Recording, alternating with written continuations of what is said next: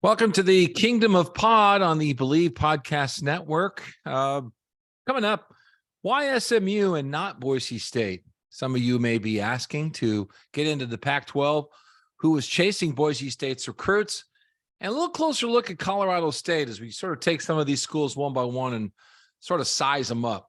Live from Flower Mound, Texas, as I speak now.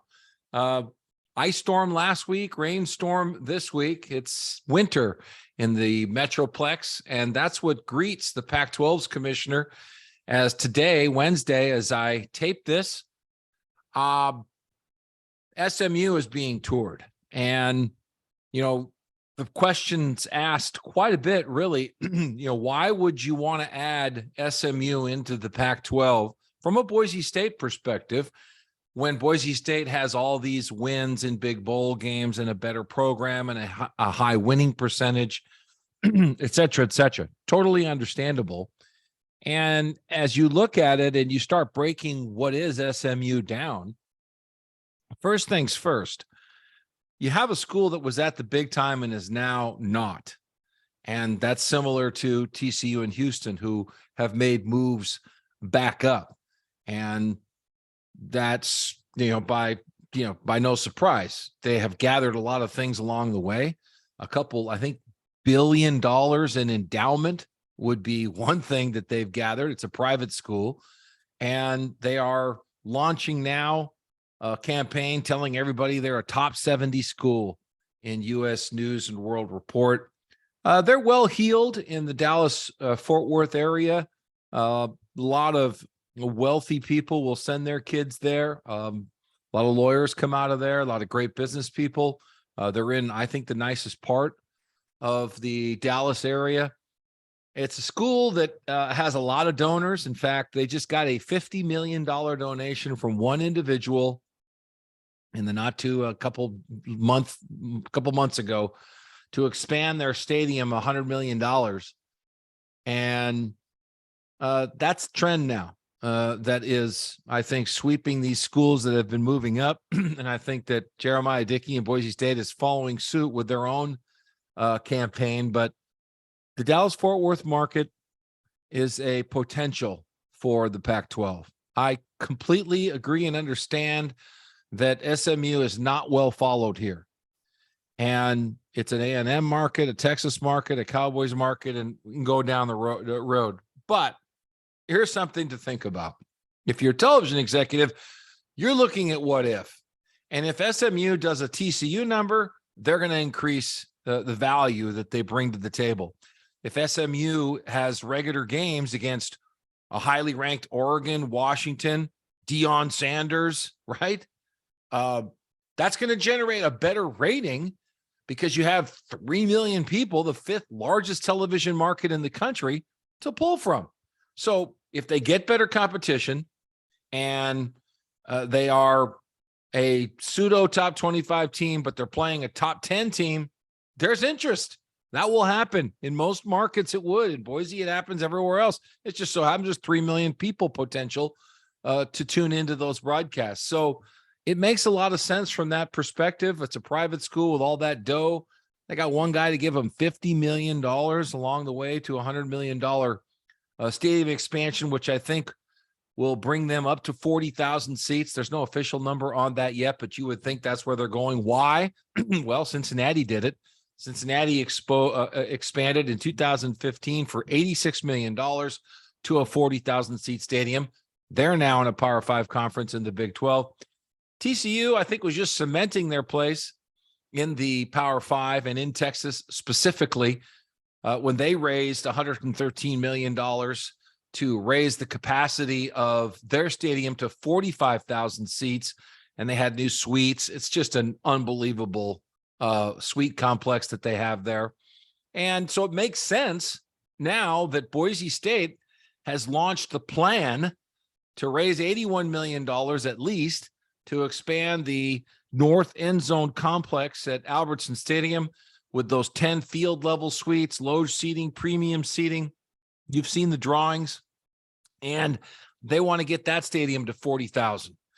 So I think it's a great idea that Dickey has to get that on the board And then when SMU does what they do and TCU's already done it in Cincinnati, you could rally your community and say, hey, this is part of the program to getting onto the consideration of a Power 5 conference. There was a point in time where a highly placed Big 12 official told me that if the Big 12 had to expand again because they would lose or potentially lose any of the members they now have to an expanded Big 10 or an ACC or SEC, wherever they may go.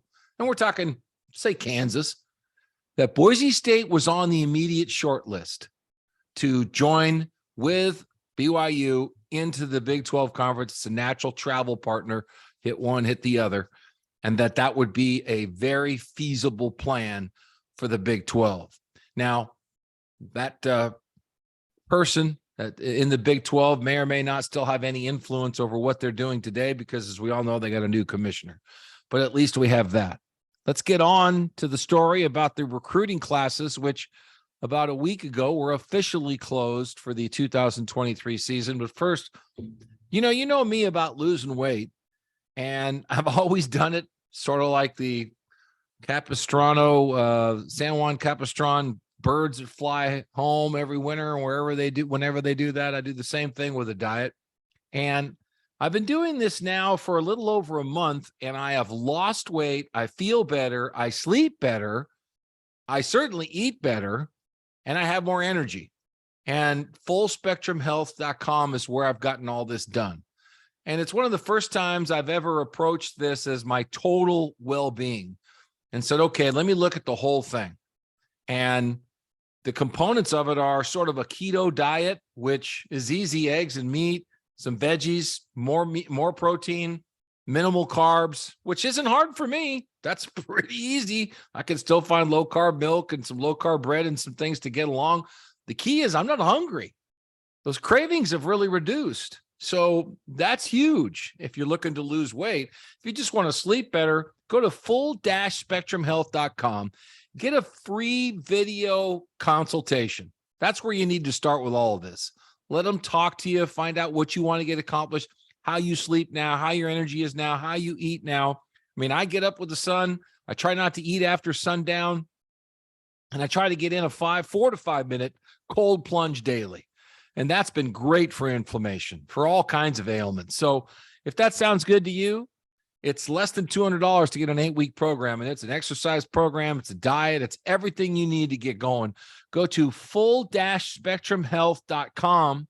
That's full-spectrumhealth.com.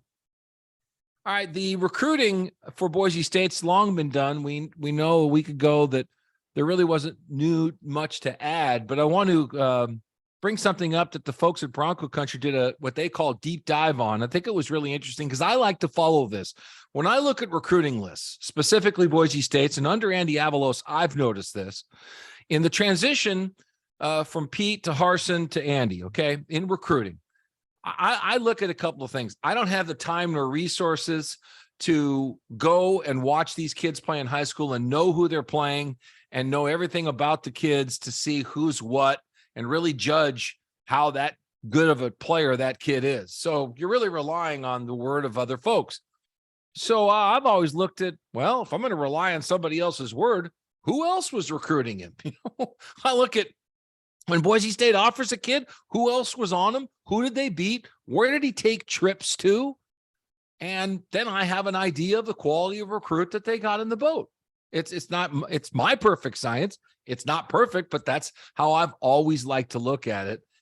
And I thought it was interesting that the Bronco Country folks, the 247 Sports, went through and looked at the offer list of all the recruits, and they found out that Colorado State was the school in the Mountain West that had offered the most amount of scholarships to within the Mountain West Conference. And what that tells me about Colorado State is that they are following a template and they're trying to just chase Boise State down, and it makes a lot of sense. I don't blame Coach Novell for doing that. I think it is smart. I think you should just follow the leader. If Boise State wants them, why don't we? If Boise State's going to get them, why shouldn't we? Also, in the Pac-12, It was Washington State who was after 5 of Boise State's recruits, and it's probably the other way around. If I'm Andy Avalos in Boise State, I'm thinking I can beat Washington State or Cal or Oregon State on players. And that's what's going on, because those are the Pac-12 schools that are out there offering the same recruits as Boise State. It's probably the other way around. There were 2 recruits Boise State offered that Arizona State did. Utah, Washington, only 1. So Washington State at the top of that list. And I would think, look, you're smaller stadium program, smaller area, Pacific Northwest kid. Hey, if you're thinking of Wazoo and you know you're not going to be in the upper echelon of the Pac-12, why not come to Boise State, be the upper echelon? And you know all the reasons from there. But one thing I've noticed is that Andy's been preaching developmental program. I'm not saying anything wrong with that. What I am going to say, though, is I do believe there were instances where the Harsin staff aimed too high and they didn't win. Wilson, Purdy, Crockett, just 3 kids that come to mind immediately that may have given Boise State a verbal commitment and then ultimately dumped them for Power 5 or BYU type schools. And so once that happened to Harsin and staff and Boise State, they were off other kids and they had to kind of scramble. And all of a sudden you're knocking on other kids' doors, knowing you haven't given them the love because you took them off the board because you got the commitment from Wilson or Purdy or Crockett, the running back who ended up at Missouri. And it doesn't look great. There was also a quarterback that went to Missouri that Boise State was on that didn't work out for them. So all of these things sort of shuffle your decks. And I think Andy took a look at that and lowered his sights to getting kids that are ultimately going to stay with Boise State, not leave them for mid to upper Power 5 level type offers. And Harsin, on the other hand, I admire, went in with I think all his chips saying, hey, we won a Fiesta Bowl here in 14. We beat Oregon in 17. Let's go. Let's make a run for it. We own this conference in this area. We're Boise State. It was much more close, I think, close to that last Fiesta Bowl win and all the hype around the program. And he took a chance, and they learned, and it didn't necessarily pan out. So I think Andy is trying a different tact. We'll see what those results are long term, but I don't believe they're chasing down many Notre Dame or Oregon or Southern Cal, you name the other big school type recruit that I think they got involved in the past. I mean, remember, they even dipped into the New Jersey area, Virginia area, they go into Florida, and, they've gotten away from a lot of that in terms of the high school kids.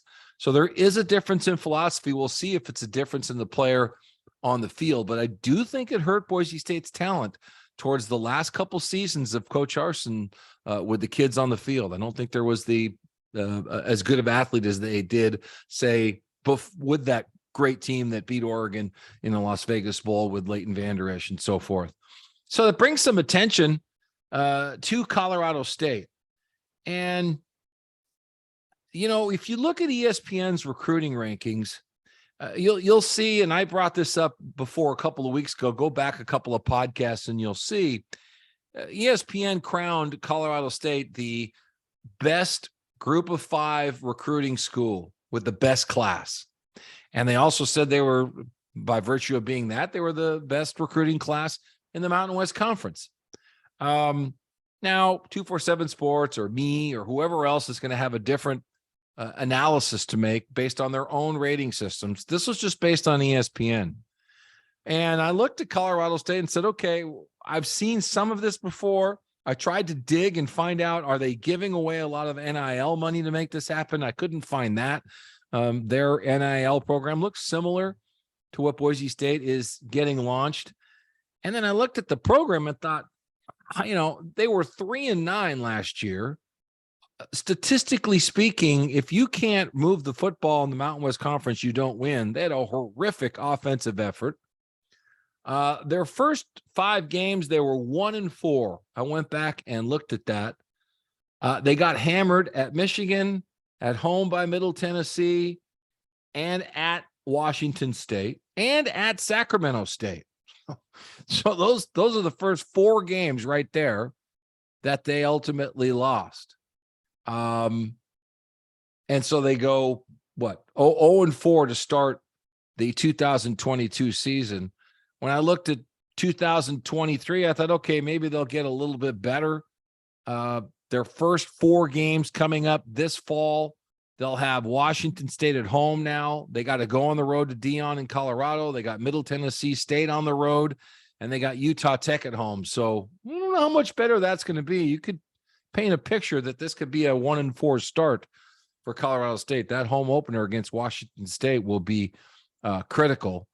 And just in listening to what Coach Norvell has got to say when he had all the attention for the great recruiting class, which, hey, he's out there selling, trying to build momentum for his program. That's all he really cares about, right? He's not looking at anything else but building momentum, getting people excited, and trying to move this thing forward.